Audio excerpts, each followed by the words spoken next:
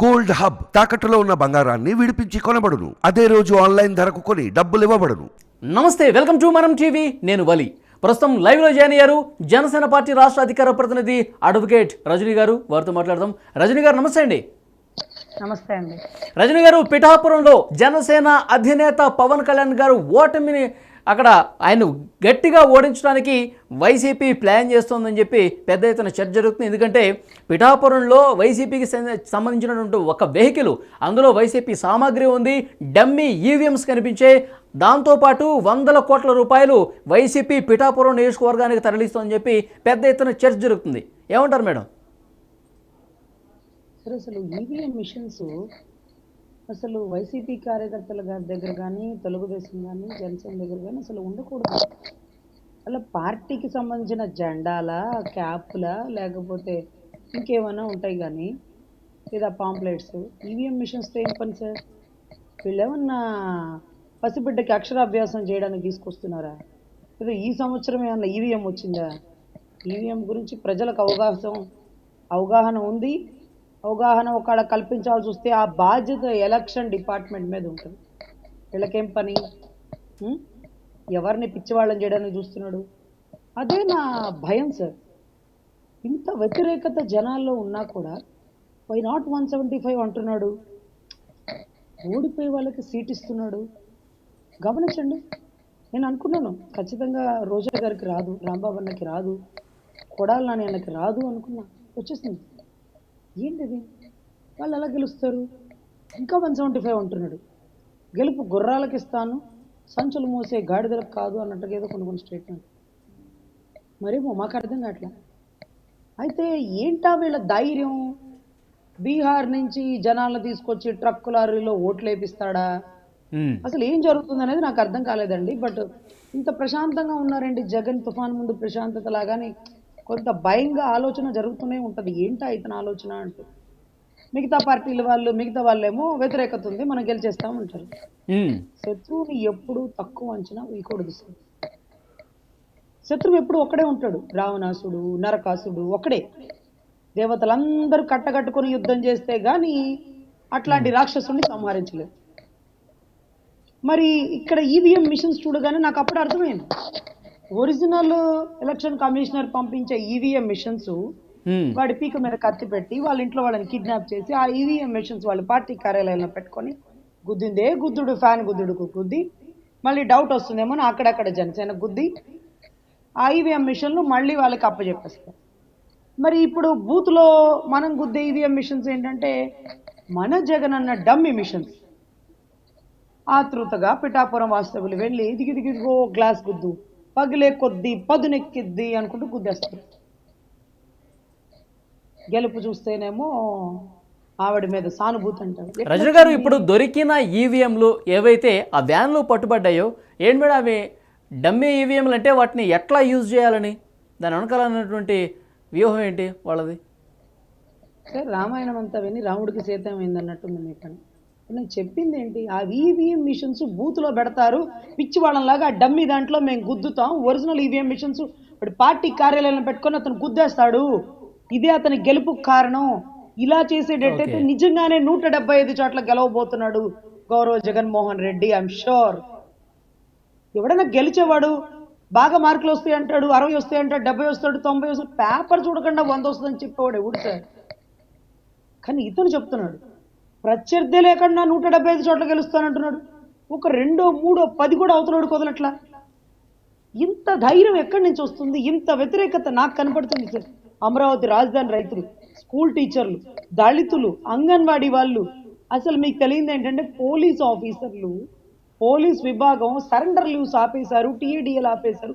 మేము కూడా ఇతన్ని గద్దదించుతాం అని నిర్ణయించుకున్నారు.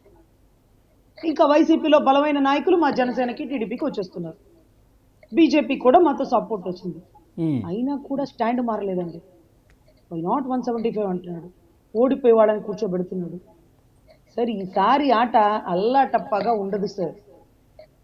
అతను ఓడిపోతే జీవితాంతం చెరసాల్లో ఉండాల్సి వస్తుంది. కాబట్టి గెలుపు కోసం ఏవైనా చేసేస్తాడు. బూతులో ఒక్కొక్కడిని ₹1 కోటి కొనేస్తాడు. ఈ సున్నాతో పడ్డు, ఆ సున్నాతో పడ్డు, ఏదో ఒక సున్నాకి పడాలి కదా సార్. సున్నాకి పడని వాడితో పీకల మీద కత్తులు పెట్టి ఇళ్లలో వాళ్ళని బెదిరించి కిడ్నాపులు చేసి కేవలం మిషన్ మారిస్తే చాలు, కేల్కతం దుకాణం బంద్. ఉమ్. మళ్ళీ అతనే వస్తాడు అంటే పారిపోతాం సార్ ఢిల్లీకి, సుప్రీంకోర్టులో ప్రాక్టీస్ చేసుకుంటాం. అంత భయానక పరిస్థితులు ఉన్నాయి సార్ రాష్ట్రంలో. రజనీ గారు, ఇప్పుడు అంతా ఎలక్షన్ కమిషన్ అండర్లో ఉంది. ఇప్పుడు పోలీసులు కావచ్చు, ఇతర అధికారులు కావచ్చు, ఎలక్షన్ కమిషన్ అండర్లోనే పనిచేయాల్సిన పరిస్థితి. కానీ ఇప్పుడు ఈ తతంగం అంతా జరగబోతుందని చెప్తున్నారు. అంటే చేతులు కట్టుకుని కూర్చుందా ఎలక్షన్ కమిషన్? ఇప్పుడు వాళ్ళ కనుసలలో కూడా అధికార వైసీపీ ఈ విధంగా చేస్తుందని భావిస్తున్నారా? సార్ ఇలాంటి విషయాల్లో ఎలక్షన్ కమిషనర్ ఈవీఎం మిషన్ దొరకగానే అసలు అక్కడ అభ్యర్థిని సైతం ఎత్తి బయట వేయాల్సిన పరిస్థితి సార్. ఏం అవసరం అమ్మా నువ్వు ఈవీఎం మిషన్స్ తెప్పిస్తున్నావు, ఎవరికి నేర్పిస్తున్నావు? ఇదిగోండి ఈవీఎం మిషన్, మీరు దాంట్లో ఫ్యాన్కే గుద్దాలని చూపిస్తావా? వాళ్ళకి తెలీదా? నువ్వు నేర్పిస్తావా? నువ్వు ఆడపిల్లలకి చిన్న పిల్లలకి అక్షరాభ్యాసాలు నేర్పించడానికి వచ్చావా? గతంలో ప్రజారాజ్యంలో చేసినప్పుడు ఇలాగే ఈవీఎం మిషన్స్ తెచ్చుకున్నావా? ఈసారి ఎందుకు తెస్తున్నావు? అధినాయకుడిని ఓడించాలి అని తపనతో దొంగ ఈవీఎం మిషన్లు పెట్టేస్తారా? అసలు ఈ మిషన్ మీ దగ్గరికి ఎందుకు వచ్చింది? దీన్ని ఎవరు అమ్మారు? దీని సృష్టికర్త ఎవరు అంటూ ఈ పార్టీకి ఎప్పుడు అరెస్ట్ చేసి ఎలక్షన్ రూల్స్ కి విరుద్ధంగా వెళ్ళారని లోపలేయాలా? అరే మేము కారులో ప్రచారానికి మధ్యలో వాటికో వీటికో పోతుంటే సార్, మా కారులో పాంప్లెట్లు కూడా ఉంటే చించి పక్కన పడేస్తారు సార్. మొన్నటి రోజు కారులోనంటే 50,000 డబ్బులు ఉన్నాయాలంట. అయితే ఒక ఫ్యామిలీ అన్నమాట, పాపం భార్య 50,000 తెచ్చుకుంది, భర్త 1,00,000 రూపాయలు తెచ్చుకున్నాడు. 50,000 దొరకాలి, 1,00,000 రూపాయలు దొరకకూడదంటూ గలాట చేసేసుకున్నారట. సో ఇటువంటి పరిస్థితుల్లో ఇన్ని రూల్స్ పాటిస్తూ ఇట్టించి లోపల 110 సార్లు డిక్కీ లేపి డాష్ బోర్డు తీయండి, అది తీయండి, ఇది తీయండి అనేవాడు ఏం రోగమా? ఈవీఎం మిషన్లు కనపడుతుంటే దాంతో ఏం అవసరం ఉందని తీసుకొస్తున్నారు పిఠాపురానికి. ఇవాళ ఈవీఎం మిషన్స్ వస్తాయి, రేపు కడప బాంబులు కూడా వస్తాయి. ఏం చేద్దాం అనుకుంటున్నారు? రాష్ట్రాన్ని గెలుపు కోసం ఏమైనా చేసేస్తారా? మనిషిని చంపేస్తారా? చంపించేస్తారా? తొక్కిసలాట్లో లాగిచ్చేస్తారా? సో ఇలాగ తొక్కిసలాట్లు జరుగుతూ బ్లేడ్తో దాడులు జరుగుతున్నాయి. చాలా జాగ్రత్తగా అప్రమత్తంగా ఉండండి. సెక్యూరిటీ మీద దాడులు అంటే పిఠాపురం మీదే ఎక్కువగా ఫోకస్ ఏమన్నా పెట్టినట్టుగా కనిపిస్తుందా? ఎందుకంటే పవన్ కళ్యాణ్ గారిని ఈసారి కూడా గతంలో 2 చోట్ల ఓడిపోయిన పరిస్థితి మనం చూసాం. అసెంబ్లీలోకి ఎంటర్ కాకూడదు పవన్ కళ్యాణ్ అని ఏమైనా బలంగా గట్టిగా అక్కడ వైసీపీ ప్రయత్నాలు చేస్తుంది అనుకోవాలా? అలాగే కనిపిస్తున్నాయా ఈ జరుగుతున్న పరిణామాలు? సార్ నాకు ఈసారి పవన్ కళ్యాణ్ గారిని చూస్తుంటే ముఠామేస్తుల్లో చిరంజీవి గారిని చూస్తున్నట్టు ఉంటుంది సార్. ఎలక్షన్ కోసం ప్రత్యర్థిని ఇబ్బంది పెడుతుంటే అటువంటి టైంలో భారీ మెజారిటీతో గెలిచినటువంటి కారణం. అసెంబ్లీలో ఆయన ఎంటర్ అవుతుంటే ఎలా ఉంటుంది ఒక్కసారి ఊహించుకుంటే మా రోమాలు నెక్కపొడుస్తాయి సార్. అసలు నిజంగా బాహుబలి ప్రమాణ స్వీకారం ఉంటుంది చూడండి, అంటే బల్లాల్ది కదండి బాహుబలిది. ఆ రీసౌండ్ మాకు ఇప్పటికీ వినపడుతుంది సార్. ఆయన అసెంబ్లీలో అడుగు పెట్టడం కోసం అందరూ కష్టపడి పనిచేస్తున్నారు. ఈసారి పిఠాపురం భారీ మెజారిటీతో అన్నయ్య అసెంబ్లీలో అడుగు పెడతారు. రాష్ట్ర వ్యాప్తంగా రాని మెజారిటీ పిఠాపురంలో వస్తుందండి. ఎన్ని ఎత్తులు వేసినా దాన్ని చిత్తుగా ఓడించడంలో అన్నయ్య కీలకంగా ఉంటాడు. అన్నతో కాదు గేమ్స్, వారు వన్ సైడ్ అవుతుందండి. 100% మేము ఇలాంటి ఈవీఎం మిషన్స్, రేపటి రోజు కడప బాంబులు రావచ్చు, రేపటి రోజు బెదిరించవచ్చు, ప్రతి వాడిని కొనేయచ్చు, డబ్బులు అయితే తీసుకుంటారు కానీ ఓటు మాత్రం పవన్ కళ్యాణ్ గారికే పడుతుందండి. పిఠాపురం వాళ్ళందరూ ఏకగ్రీవంగా చెప్పినటువంటి మాట.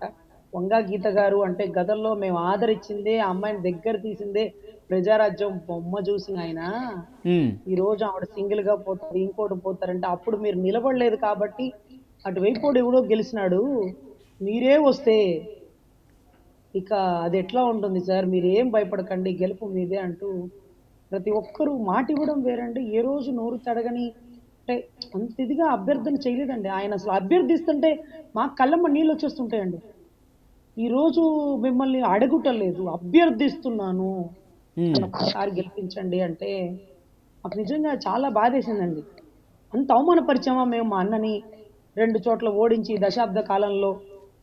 ఆ తప్పు దిద్దుకుందాం అనిపించినా మాకు అనిపిస్తుంది భయంకరమైన బాధతో ఆ తప్పు దిద్దుకుంటున్నారండి ఈరోజు. భీమవరం వాళ్ళు కానీ, గాజువాక వాళ్ళు కానీ మళ్ళీ మా అన్న రాలేదు అని ఎంత బాధపడుతున్నారో ఎంతమంది చెప్పారు. ఈసారి ఓకే. వస్తే ఖచ్చితంగా గెలిపించుకుంటాం. ఒకవైపు ముద్రగడ పద్మనాభం గారు, అక్కడ ఇన్ఛార్జీలుగా ఉన్నటువంటి మిథున్ రెడ్డి కావచ్చు, దాడిశెట్టి రాజా కావచ్చు, ఇట్లా చాలా కీలకంగా వ్యవహరిస్తున్నారు. కాపు ఓట్లని భయంకరంగా చీల్చేయబోతున్నారు. పవన్ కళ్యాణ్ని ఎట్టి పరిస్థితుల్లో అసెంబ్లీలోకి ఎంటర్ కాకూడదని చెప్పి ఒక త్రిముఖ వ్యూహాన్ని అక్కడ అమలుపరుస్తున్నట్టుగా వైసీపీ కనిపిస్తుంది. ఇవన్నీ ఎదురెడ్డి గెలిచే పరిస్థితి ఉందా? సార్ కాపులు అంటే ఒకటి చెప్తే వింటే వాడు కాపుడు కాదు సార్.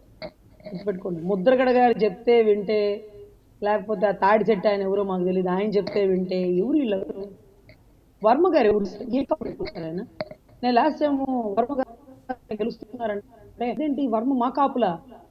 కాపుల్లో వర్మ గౌడు అంటారా అంటే కాదమ్మా, వర్మ అంటే అర్థం కావట్లేదా వాళ్ళు ఎక్కువ కమ్యూనిటీ అంటూ చెప్పారు. మరి ఎట్లా గెలిచారు అంటే వాళ్ళకి నచ్చినోడు కోటేస్తారు కానీ ఒకడు చెప్పినోడు కోటేయడు సార్. ఇవాళ వాళ్ళకి నచ్చింది అధినాయకుడు. అక్కడ అధినాయకుల్లో కాపు అనేది చూడరు సార్. అధినాయకుడు అంతే, వాళ్ళకి నచ్చేవాడికి ఓటేసుకుంటారు. ఈరోజు ముద్రగడ మనం కాపులకే చేయాలి ఇవన్నీ చూడరండి. అరే నీకు రోగం వస్తే మంచి వైద్యుడి దగ్గరికి వెళ్తావా, మన కులపోడి దగ్గరికి వెళ్తావా? ఈ రోజు వాళ్ళకి అన్యాయం జరిగిందంటే వర్మ గారి దగ్గరికి వెళ్ళారు. అప్పట్లో పవన్ కళ్యాణ్ గారు లేరు, ఆ పార్టీ లేదు. ప్రజారాజ్యం ఉన్నప్పుడు వంగ గీత గారు గెలిచారు. ఏది చిరంజీవి గారి గ్రేస్ లో. ఈరోజు పవన్ కళ్యాణ్ గారే వచ్చి కూర్చున్నా వంగ గారు గీత గారు గెలుస్తారా? వర్మ గారు వెనకాల నడిచినటువంటి మా కాపులు ఈ రోజు ముద్రగడ ఆయన వెనకాల వెళ్తారా? ముద్రగడ గారు ఏమన్నా స్థానబలం గల్లా ఆయనకి అక్కడ ఇల్లు ఉందా, వ్యాఖ్యలు ఉంది, ఏం చెప్పి చేస్తారు? ఆయనకి అంత బలమే ఉంటే ఆయనకే ఇచ్చుండేవారు సీటు. ఇవ్వకుండా వంగ గీత గారికి ఇచ్చి స్టార్ క్యాంపెయినర్లుగా తిప్పరండి. ఎనివే ఎవరు వచ్చి తలకిందులుగా తపస్సు చేసినా పిఠాపురం గెలుపక్క. వర్మ గారు భారీ మెజారిటీతో మా అన్నని గెలిపిస్తారు. మా అన్న జనాల్లో సర్వీస్ చేయడానికి సిద్ధంగా ఉన్నాడు. తన కుటుంబాన్ని సైతం తీసుకొచ్చి పిఠాపురంలో ఇదే నా ఇల్లు అని తీర్మానించుకున్నటువంటి సన్నివేశం అందరం చూసామండి. ఆయన అడగట్లేదు, అభ్యర్థిస్తున్నాను అన్నప్పుడే మా రెళ్ళు కళ్ళమ్మటి నీళ్లు గారిపోతూ ఈరోజు ఖచ్చితంగా భారీ మెజారిటీతో గెలిపించాలని ప్రతి ఒక్కరిలో స్పందన బిగినైందండి. రాష్ట్రం మొత్తం పిఠాపురం వైపే చూస్తుంది కాదండి, దేశం మొత్తం పిఠాపురం లాగా చూసేలాగా మా అన్నయ్య తీర్చిదిద్దుతాడండి. Yeah, thank you very much Rajani garu. నమస్తే.